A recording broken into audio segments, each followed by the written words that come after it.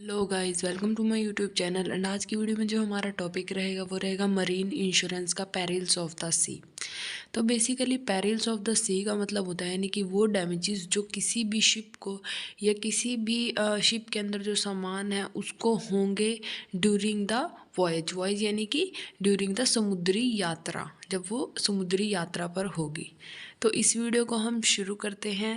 सबसे पहले हम देखेंगे इंट्रोडक्शन है ये। A contract of marine insurance is a contract whereby the insurer undertake to indemnify the assured in the manner and the extent thereby agreed against marine losses, that is to say the losses incidental to marine adventure. यानी कि basically marine जो insurance है वो उन insurance का contract करता है जो भी लॉसेज जो होते हैं किसी भी शिप को ड्यूरिंग द वॉयज यानी कि समुद्री यात्रा करते वक्त जो भी लॉसेस होते हैं। बट इसके अंदर कुछ एक लॉसेस जो है वो इसके अंदर आते नहीं हैं। एंड इसका एक ही टॉपिक है पेरिल्स ऑफ द सी, जो आज की वीडियो में हम देखेंगे।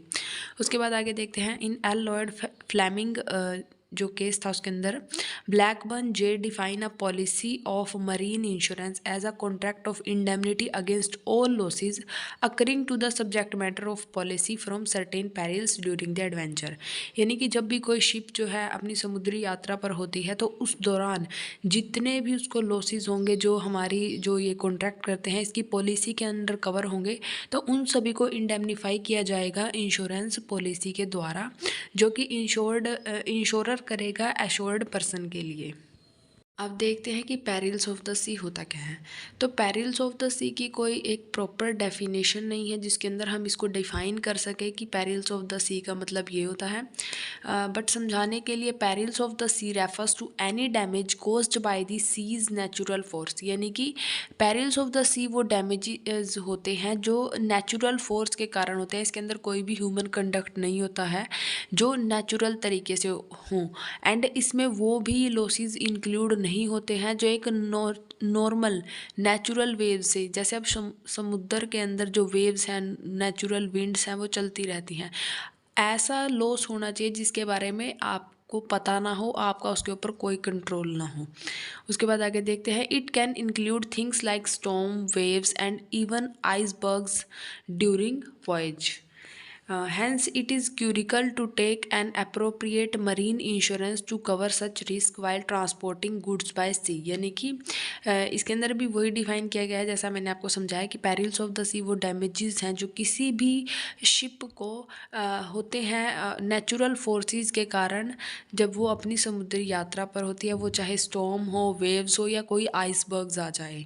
अब हम आगे इसके जो हैं अलग अलग हम इसके वो देखेंगे कि कौन कौन से जो एग्जाम्पल है पेरिल्स ऑफ द सी के एंड किन किन को इसके अंदर से एक्सक्लूड किया गया है।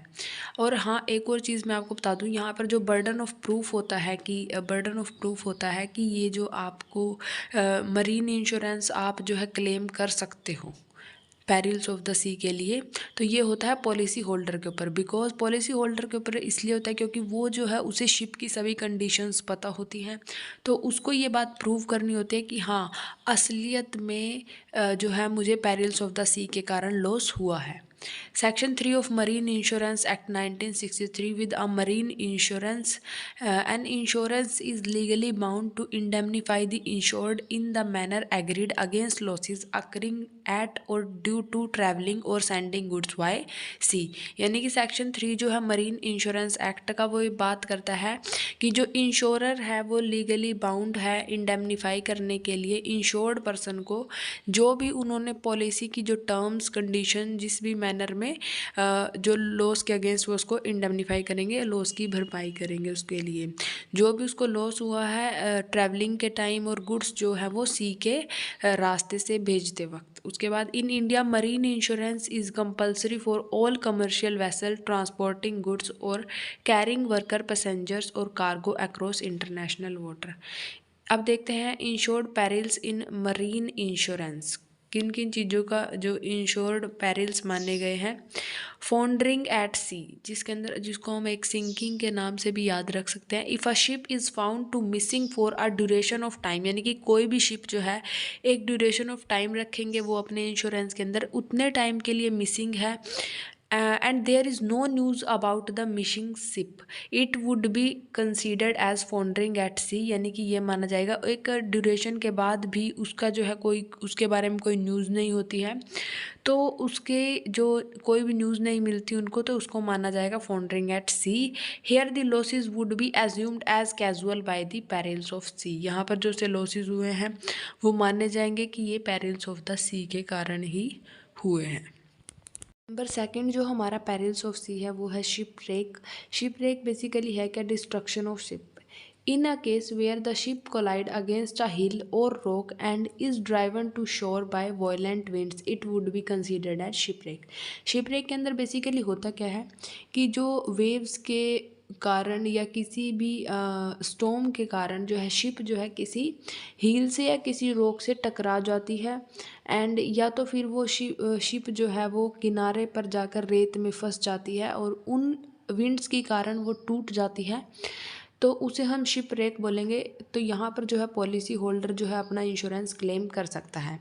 एंड एक और चीज़ यहाँ पर है कि अगर शिप जो है यहाँ पर बिल्कुल टूट चुकी है, बिल्कुल उसके टुकड़े टुकड़े हो चुके हैं, एंड उसको इकट्ठा करना एक बहुत ही हमें उसके लिए बहुत पैसे चाहिए उसे इकट्ठा करने के, यानी कि बिल्कुल छोटे छोटे टुकड़े हो चुके हैं उसके, तो उसे भी हम शिप रेक बोल सकते हैं, वो भी शिप रेक में ही इंक्लूड होगा। अगला है हमारा स्ट्रैंडिंग। स्ट्रैंडिंग में है in a situation where a ship got out of the action after an accident and struck up in a shallow region of sand, it would be called stranding. In stranding अगर कोई भी ship जो है अपने natural एक ordinary course से हट जाती है किसी तूफ़ान की वजह से या वॉयलेंट विंड्स की वजह से, उसे हम बोलते हैं स्ट्रैंडिंग। एंड या तो फिर वो अपना रास्ता भटक जाती है या तो फिर वो एक किसी शैलो रीजन में साइड में जो है कोई किसी जगह पर जाकर फंस जाती है, तो उसे हम स्ट्रैंडिंग बोलेंगे। एंड वहाँ पर भी जो है पॉलिसी होल्डर जो है पेरिल्स ऑफ द सी के अंदर अपना इंश्योरेंस क्लेम कर सकता है। बट अगर जो शिप है वो जो है उसके मेंबर हैं उनकी नेग्लिजेंस एक्ट की वजह से ऐसा हुआ है, यानी कि कोई स्टॉर्म या कोई भी विंड्स उसके लिए लाइबल नहीं है, देन वहाँ पे वो पेरिल्स ऑफ द सी के अंदर इंक्लूड नहीं होगा। उसके बाद नंबर 4 पर है collision. Collision in case where the ship collides with another ship, it will be considered as collision. Collision के अंदर है यानी कि जब कोई भी एक शिप दूसरी शिप से टकरा जाती है तो वहाँ पर जो है कोलिजन होगा, एंड वहाँ पर आप इंश्योरेंस क्लेम कर सकते हो अपना। उसके आगे है risk not covered in marine insurance under the perils of the सी।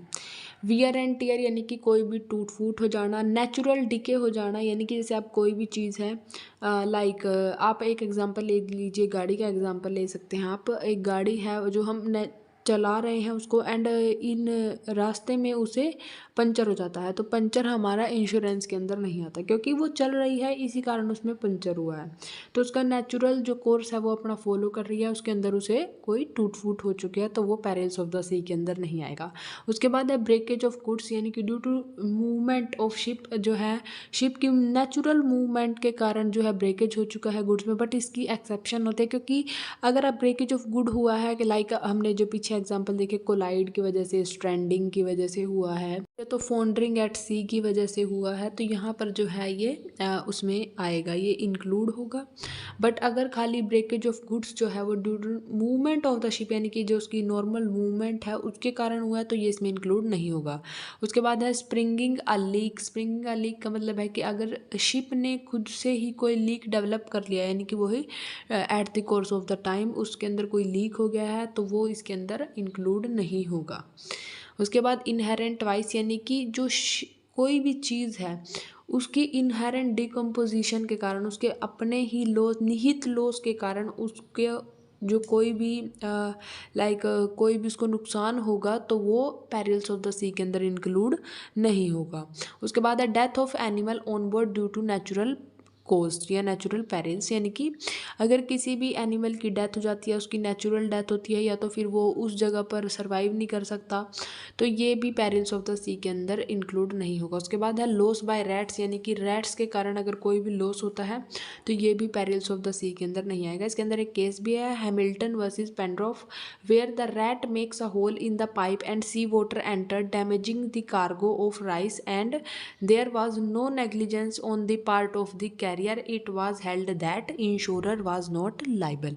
तो यहाँ पर जो है यानी कि अगर कोई अलग से कोई कंपनी चाहे तो वो अपने वहाँ पर इसको इंक्लूड कर सकती है loss by rats, but naturally तरीके से in general loss by rats जो है पेरिल्स ऑफ द सी के अंदर इंक्लूड नहीं होता है। उसके बाद है लॉस बाय डिले, यानी कि अगर कोई भी डिले हो चुका है उसके उन लोगों की खुद की नेग्लिजेंसी की वजह से, तो वो डिले इसके अंदर पेरिल्स ऑफ द सी के अंदर इंक्लूड नहीं होगा। बट हाँ, अगर कोई भी डिले हुआ है ड्यू टू जो हमारे पेरिल्स ऑफ द सी के एग्जांपल हैं उनकी वजह से, देन वो जो है पॉलिसी होल्डर जो है अपना इंश्योरेंस क्लेम कर सकता है। थैंक यू, आई होप आपको समझ में आया होगा। अगर इसके अंदर आपको कोई टॉपिक समझ में नहीं आया आप कमेंट कर सकते हैं, अगर आपको अच्छा लगा होगा तो आप लाइक करना एंड अपने फ्रेंड्स के साथ शेयर करना और हमारे चैनल को सब्सक्राइब करना। Thank you for watching, bye bye.